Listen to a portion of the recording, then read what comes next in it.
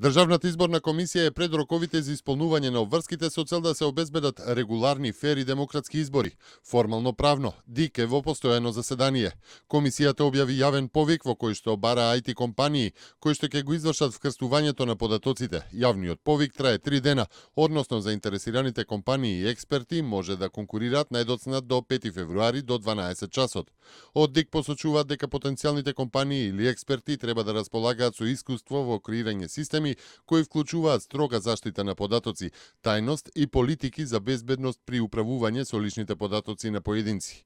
Во јавниот повик наведено е дека Државната изборна комисија ќе ангажира искусен аналитичар на податоци кој ќе помогне во заложбите на ДИК за составување на прецизен и веродостоен избирачки список за изборите во 2016 година.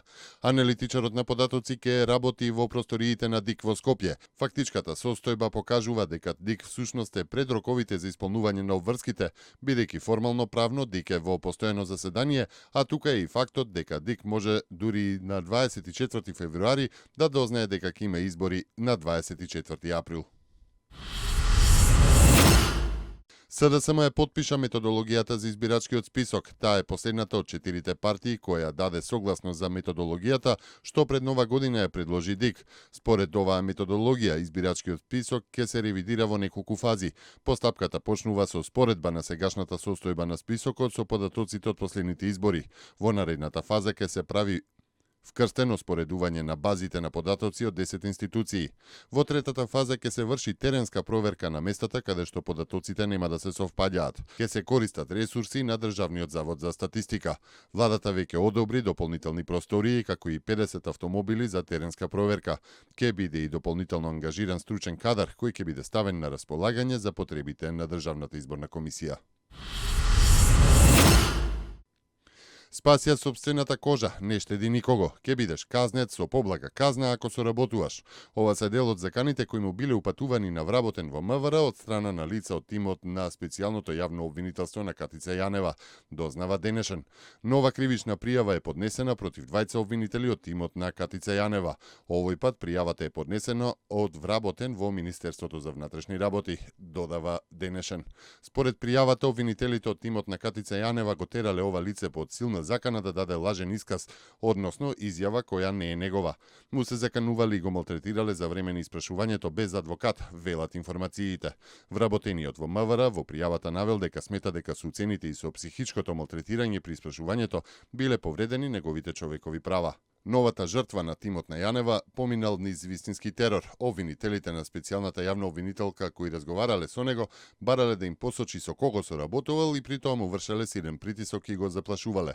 Ова не е прв скандал, туку само еден во низата скандали во работењето на специјалното јавно обвинителство, додава денешен. Именно пред неколку дена беше обелоденето дека вработен во МВР против кого е поднесена кривична пријава поради незаконско влијание на сведоци. На сведокот му нудел подкуп од 100.000 евра, кои наводно требало да му бидат исплатени од еден од првите луѓе на СДСМ.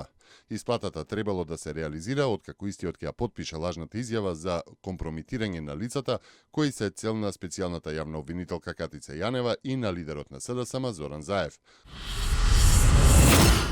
Нема пријава во МВР за синоќешната тепачка во близина на ресторанот Силво кај булеварот Партизански одреди во Скопје, во која наводно биле повредени македонски ракометар и фудбалер.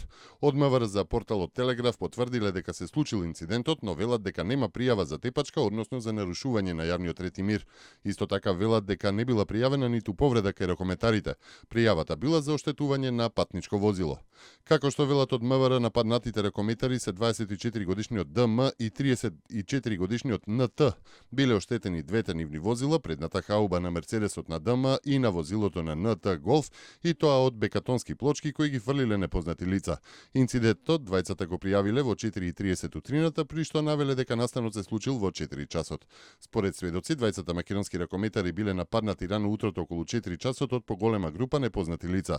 Според тврдењето на сведоците, напаѓачите биле дел од навивачка група, а до инцидентот дошло по вербална расправија. Сенаторот од Тексас, Тед Круз, победи на внатрепартиските избори на републиканците во американската држава Ајова, победувајќи го милиардерот Доналд Трамп.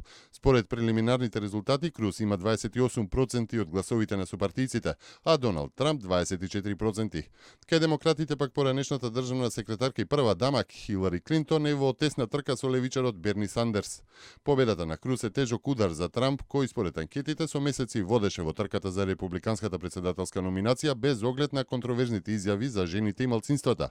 А и ова е во фокусот на вниманието неколку месеци, бидејќи од таа држава почнуваат гласањето за избор на председателските кандидати за изборите во ноември. Сепак, тоа не значи дека победникот во Ајова ќе има суштинска предност и покрај тоа што може многу да значи во натамошната трка.